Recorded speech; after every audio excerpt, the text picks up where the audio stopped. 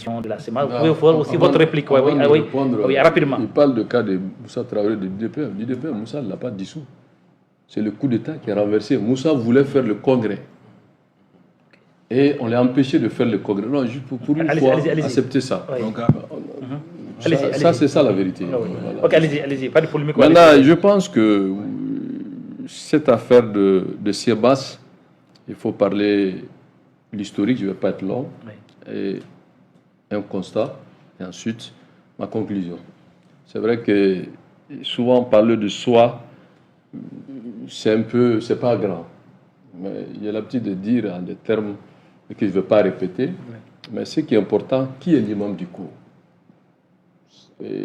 D'abord, l'imam Dicko, il est aussi un grand acteur de l'AMIPI, qui est la première organisation islamique qui a été créée sous l'ère Moussa Traoré. C'est lui aussi le premier directeur de radio islamique, après Garan Kouyaté. Il est aussi l'imam Dicko, 11 ans président du Haut Conseil islamique du Mali. Et pendant ces 11 ans, c'est l'homme qui, avec sa méthode de rassembleur, a su fédérer les musulmans pour contester le code des personnes et familles au temps d'Amadou Toumani Touré, et qui l'a obligé à revenir à une seconde lecture. À l'époque, on a été le président de l'Assemblée, avec le shérif de Nioro en 2009, et qui a d'ailleurs considérablement fragilisé le régime d'Amadou Toumani Touré. C'est l'imam Dicko, c'est lui aussi, en 2012, qui a créé le collectif islamique pour soutenir ce qu'on appelle IBK 2002, face à Amadou Toumani Touré. C'est l'imam Dicko aussi, février, l'enseignement de sexualité complète. Tous les partis politiques, tous les leaders étaient au stade du 26 mars, 10 février, où j'étais l'organisateur.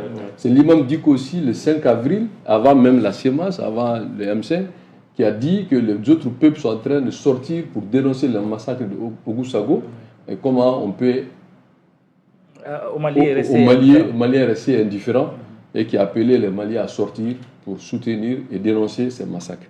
Donc, la question, c'est un homme qui a su avoir une telle histoire, un tel rôle à jouer, et c'est l'imam Dicko aussi, quand il y a eu le septentrion est tombé sous le coup des djihadistes, c'est lui qui a libéré des milliers de militaires. Lesquels, le colonel Assimi Goïta. Donc, du coup, l'imam Dicko est un personnage qui a marqué, qui a vécu son temps, qu'on l'aime ou pas.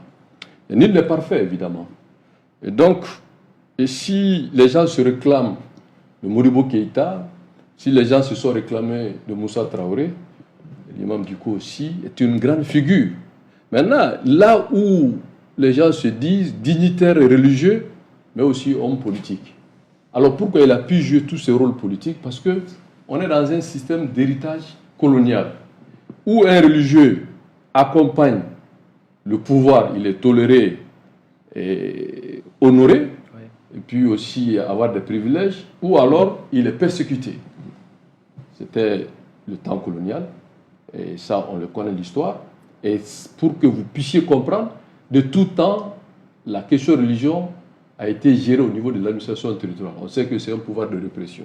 C'est quand les religieux ont pu contester Amadou Toumani Touré, pendant la transition, que Diongoun a accepté la création du ministère des Affaires religieuses et du culte. Donc, ceci montre la dimension de l'homme. Maintenant, son côté religieux est connu. Et même étant absent en exil forcé, entre guillemets, la communauté sunnite lui a reconnu le rôle de coordinateur général de son absence. Donc l'imam Dicko, ce n'est pas la CEMAS. La CEMAS a été créée juste, c'était mon idée, que j'ai dit après sa sortie du Haut Conseil islamique, qu'il fallait créer vraiment une dynamique qui pouvait fédérer, lui donner un champ politique d'expression.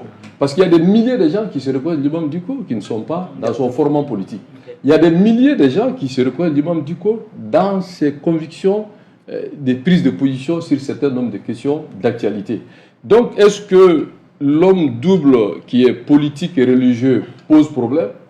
Et si tel est le cas, tous les régimes se sont servis des leaders religieux. Même cette tradition a bénéficié, je ne vais pas citer des noms, mais même on donnait le nom de l'aéroport à des guides religieux.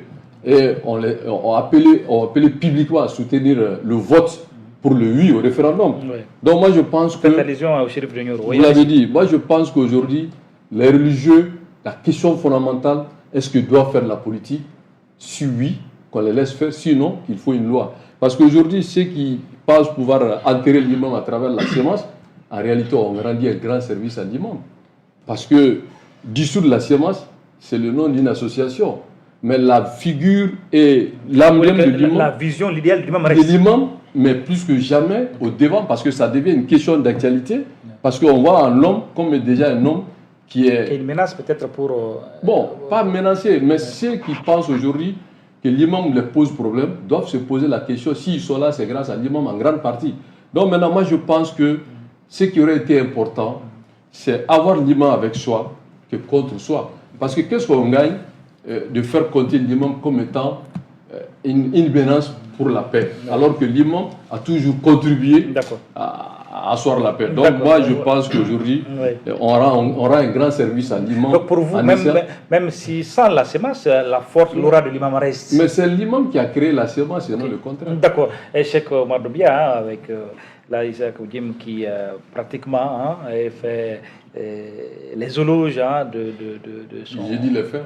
Oui, les faits, il les rappelle avec beaucoup, voilà, il dit qu'il rappelle les faits, voilà, l'homme du 10 février, du 5 avril et puis du 5 juin aussi. Là, on se rappelle que l'imam quand même a reçu à faire partir l'ancien premier